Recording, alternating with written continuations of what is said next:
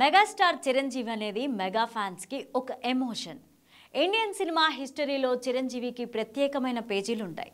ఎలాంటి సినీ నేపథ్యం లేకుండా వచ్చి తనకంటూ మెగా అభిమానుల సంద్రాన్ని ఏర్పాటు చేసుకున్నారు ఆయన.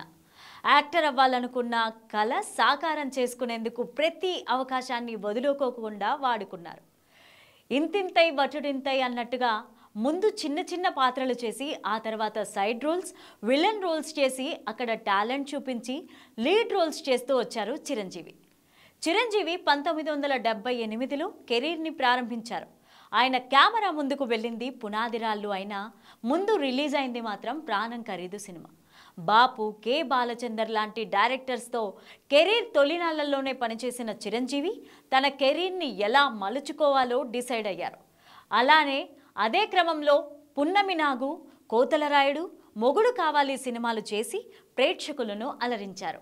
అదే దారిలో చట్టానికి కళ్ళు లేవు, న్యాయం కావాలి, ఇంట్లో రామయ్య, వీధిలో కృష్ణయ్య, అభిలాష, మంచు పల్లకి సినిమాలతో ప్రేక్షకులను మరింత దగ్గరయ్యారు చిరంజీవి.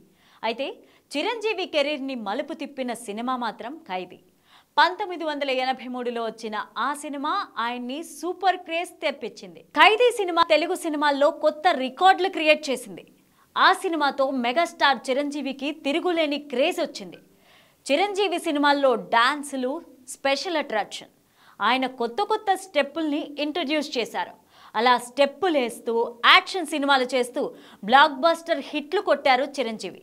ప్రాణం ఖరీదు, పునాదిరాళ్ళు నుంచి బోలా శంకర్ వరకు చిరంజీవి 155 సినిమాల ప్రస్థానం గురించి ఎంత చెప్పినా తక్కువే. చిరంజీవి కేవలం రీల్ హీరో మాత్రమే కాదు, రియల్ హీరో కూడా. ఆపద సమయాల్లో అభిమానులకు అండగా ఉంటారు Chiranjeevi. Chiranjeevi blood and I bank ద్వారా ఎంతో మందికి జీవితాన్ని అందిస్తున్నారు.